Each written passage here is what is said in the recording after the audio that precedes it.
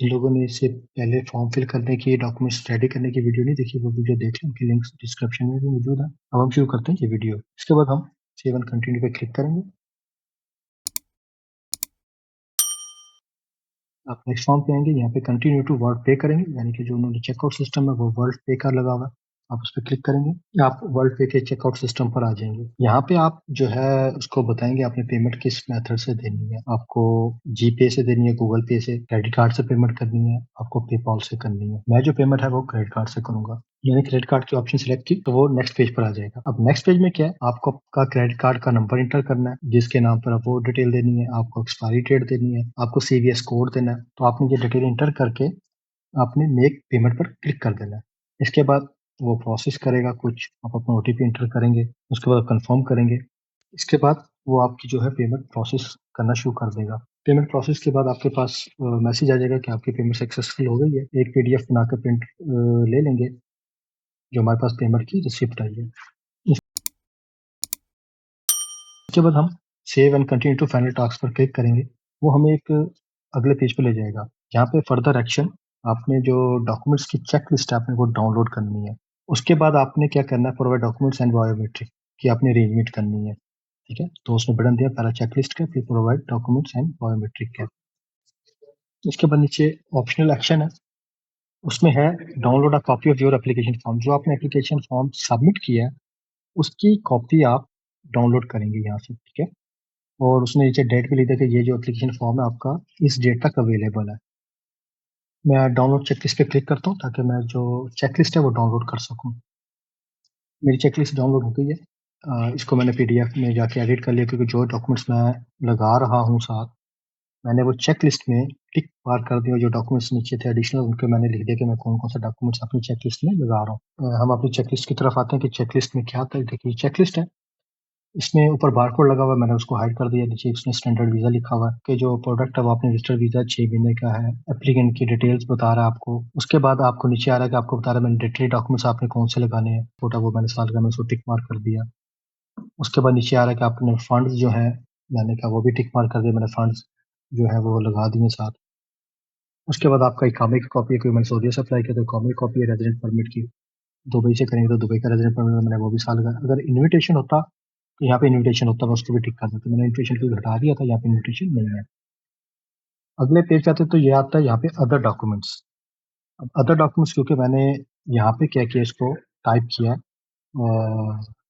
PDF में, edit कर लिया। आप जितने डॉक्यूमेंट्स लगाएंगे आप साथ, आप उसको मेंशन कर देंगे कि मैंने cover letter, company letter, salary slip, exit entry, तमाम डॉक्यूमेंट जो आपने लगाए वो मैंने लिखकर आगे टिक कर दिए। मैंने लिखा है कि इसमें ये मैंने डॉक्यूमेंट्स अटैच किए। तो ये चेक लिस्ट आपको से सिर्फ डीएफएस वाले लेंगे, बाकी कोई डॉक्यूमेंट्स आपसे रिसीव नहीं करेंगे। इसके बाद हम अपनी एप्लीकेशन की कॉपी डाउनलोड कर लेते हैं। उसके लिए आप जैसे डाउनलोड एप्लीकेशन फॉर्म पे क्लिक करेंगे तो आपके पास एप्लीकेशन डाउनलोड हो जाएगी। मैंने तो एप्लीकेशन डाउनलोड कर ली थी, तो उसके बाद मैंने इसको पीडीएफ में ओपन किया, इसमें मैंने बारकोड को ख़त्म कर दिया।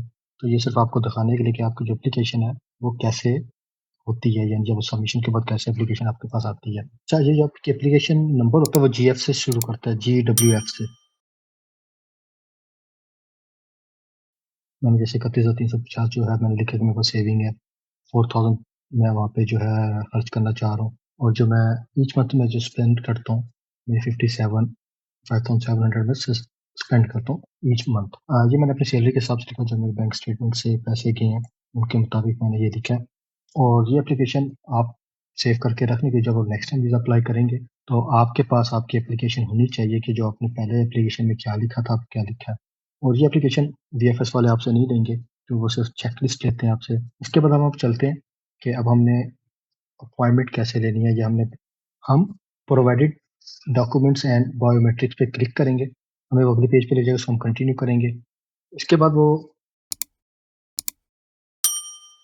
वीएफएस ग्लोबल की वेबसाइट पे आ जाएगा, जहाँ पे ऑटोमेटिक उसने आपका एप्लीकेशन नंबर लिखा हुआ, आपका ईमेल लिखा होगा। अच्छा, हम इसमें क्या करेंगे, कंट्री सेलेक्ट करेंगे, सऊदी अरेबिया कंट्री मैंने पहले जब सऊदीया में मैंने किस जगह पे वीएफएस में जाना है, मैं वो अपना सेंटर सेलेक्ट कर लूंगा।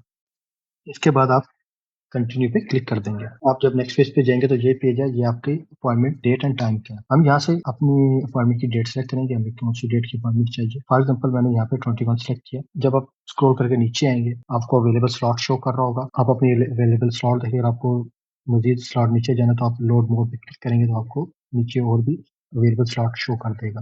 एक स्लॉट सेलेक्ट कर लिया कि मुझे जो है 12 बजे की अपॉइंटमेंट चाहिए या मुझे 11:20 की अपॉइंटमेंट चाहिए। मैं कंटिन्यू पे क्लिक कर देता हूँ। इसके बाद आपसे आ जाएगा कि वीएफएस की आपको सर्विसेज़ कौन-कौन सी चाहिए। Gold premium package, student package, मुख्तलिफ के मुख्तलिफ चार्जेज़ हैं। मुझे सिर्फ़ एसएमएस की सर्विस चाहिए, मैंने उसको क्लिक किया और उसके बाद मैंने इसको कंटिन्यू कर दिया। इसके बाद नेक्स्ट पेज पे आपको शो कर रहा है कि जो वीज़ा एप्लीकेशन सेंटर की फ़ीस है वो $102 है। टर्म्स एंड कंडीशन को एक्सेप्ट करूँगा, उसके बाद मैं फिर पे ऑनलाइन पर क्लिक कर दूँगा। इसके बाद वो कन्फर्मेशन पेज पे चल जाएगा पेमेंट, मैं उसको कंटिन्यू करूँगा। उसके बाद वो चेकआउट पेज पर आ जाएगा। चेकआउट के पेज पर मैं वही आपका card holder name, card number, expiry date, security code type करूँगा। उसके बाद मैं पे नाउ पे क्लिक कर दूँगा। मैं ओटीपी एंटर करके कन्फर्म पर क्लिक कर दूँगा।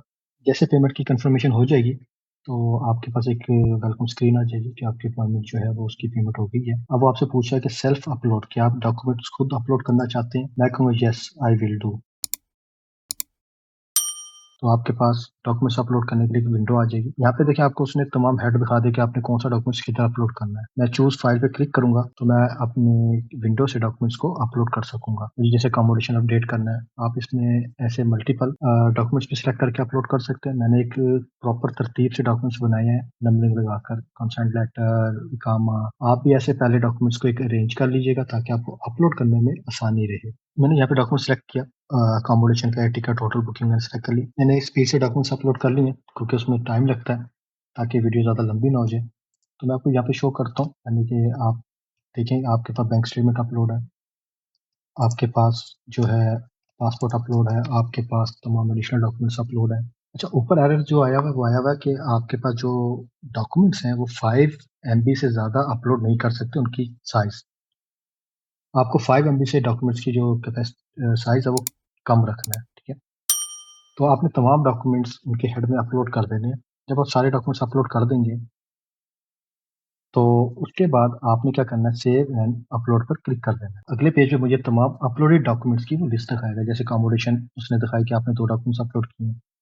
अगर आप मज़ीद डॉक्यूमेंट्स अपलोड करना चाहें तो आप अपलोड मोर फाइल कह देंगे, सेव हो चुके हैं। इसमें से डिलीट नहीं हो सकते। जो आप अपलोड कर देंगे वो कर देंगे, डिलीट नहीं होते, ठीक है? हम बैक टू माय अकाउंट पे क्लिक करेंगे।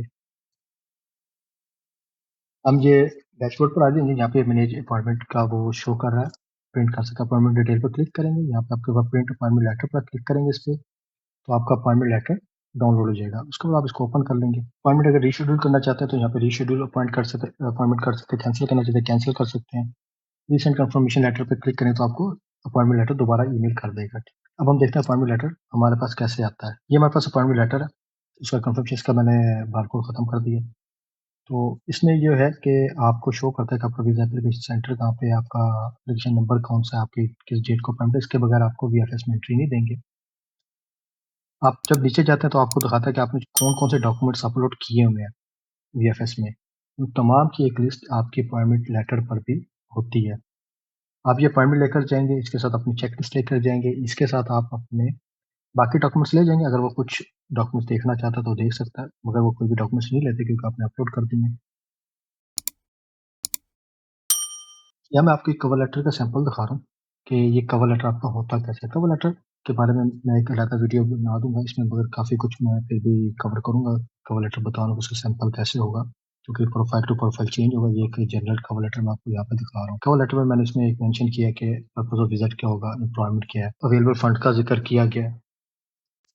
अवेलेबल फंड का ज़िक्र किया गया, उसकी सैलरी का ज़िक्र किया कि उसकी सैलरी कितनी है। सैलरी ब्रेकडाउन स्ट्रक्चर दिखाया गया, उसके बैंक अकाउंट में एक्स्ट्रा डिपॉज़िट अगर आया उसको यहाँ पे ब्रीफ किया गया कि एक्स्ट्रा डिपॉज़िट किस डेट को क्यों आए, ठीक है? इसका होम कंट्री के साथ टाई शो की गई हैं, रेज़िडेंट कंट्री के साथ टाई शो की गई हैं।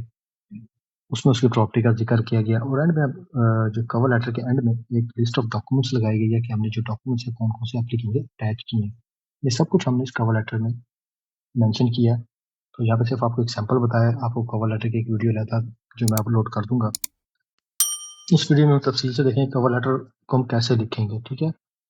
यहाँ पे सिर्फ़ हमने एक जनरल कवर लेटर का एक व्यू दिया कि कवर लेटर कैसा होना चाहिए। तो इंशाल्लाह इसके बाद हम अगली वीडियो में मिलेंगे।